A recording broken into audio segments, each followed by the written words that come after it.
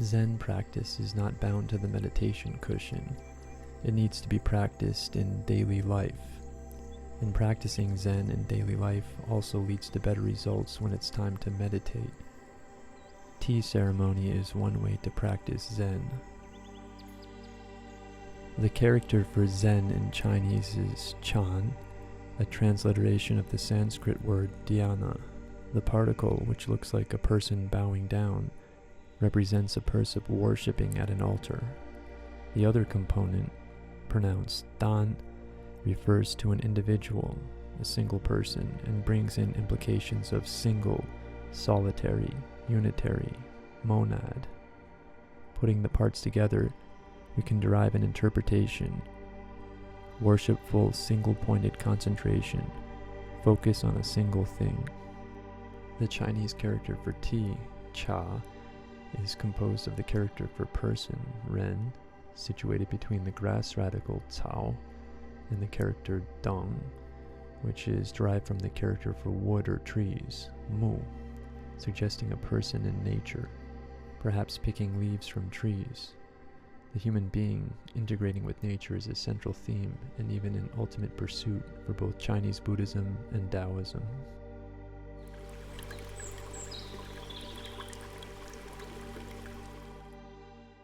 The purpose of Chan practice, or Zen, is to directly experience our true nature, also referred to as our innate nature, Buddha nature, or our original face. Our Buddha nature is that which simply experiences. It's the bare, luminous aspect of consciousness that exists prior to all distinctions and labels that parse experience up into a world of discrete objects and concepts.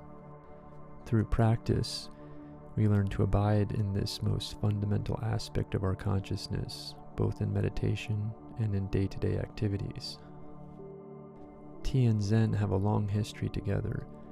Monks cultivated tea at temples and drank it to freshen their minds and fight drowsiness during meditation. There's even a legend involving Bodhidharma, the founder of Zen, who sat facing the wall of a cave for 9 years in meditation. The story goes that at one point, Bodhidharma became drowsy and drifted into a half-sleep stupor with his eyes closed, causing him to fall out of his meditative state. Upon realizing what had happened, he tore off his eyelids and cast them aside onto the ground beside him, and from those spots tea plants grew, which then provided tea that Bodhidharma could drink to stave off the drowsiness. Many trace the origins of Zen tea to sources such as Lu Yu, who wrote the classic of tea, and the famous Zen master Mazu. Mazu's most famous slogan was, "Ordinary mind is the way," and he put forth the concept that the entirety of daily life is included in the practice of Zen. He said, "The way is not far from people. It's present in all circumstances. Even now, walking, standing, sitting, lying down, and responding to situations are all part of the way. By maintaining a state of non-attachment, in which one does not discriminate or cling to thoughts while in the midst of daily activities, the whole of life becomes a meditation." Mazu pioneered agricultural Zen and is considered the first Zen master to use tea to guide students. Later, a student of one of his successors, Zen master Zhao Zhou, famously used the phrase, "Go drink tea," to guide students, nudging them to return to the present moment and their direct experience as opposed to intellectual study.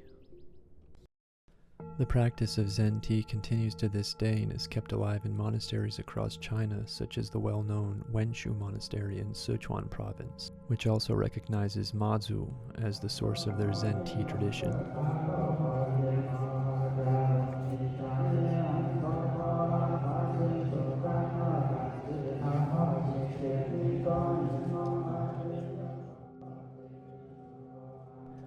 Mazu, after all, was born near Chengdu, the capital of Sichuan. According to Wenshu Monastery, the arrangement of the space where tea ceremony is conducted is very important. It should be conducive to a pure and peaceful state of mind and promote the principle of Tianren Heyi, the harmony of humans with nature.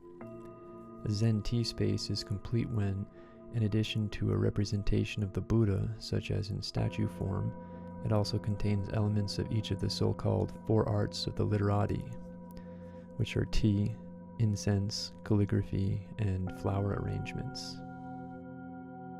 Once the tea space is set, participants carefully follow preset rules and etiquette for participating in the tea session.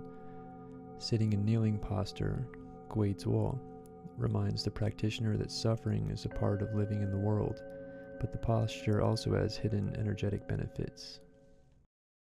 A tea drinking ritual with a carefully determined and set sequence for serving and drinking tea can be practiced repeatedly, which enables the practitioner to both discipline their mind and internalize the ritual so that performing it becomes second nature.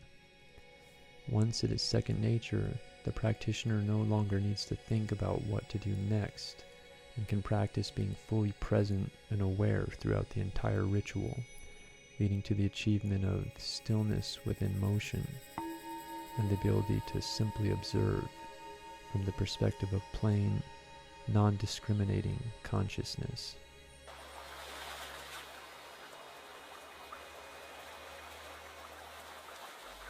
There is a saying in Chan Buddhism, "Fear not the arising of thoughts, fear only that awareness comes too slowly."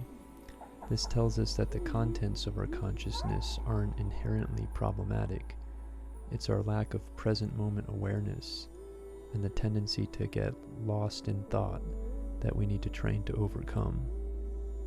So the practice is then to maintain single-pointed awareness on each and every action when brewing the tea, on the sensation of smell when smelling the tea's aroma, and on the sensation of taste when drinking it, etc. Awareness stays fully in the present moment and experiences everything just as it is, without attaching concepts or mental constructs onto the experience. In this way, the practitioner can slowly learn to live by the Chan saying, "Awaken to one thought and you're a Buddha. Be lost in one thought and you're an ordinary person."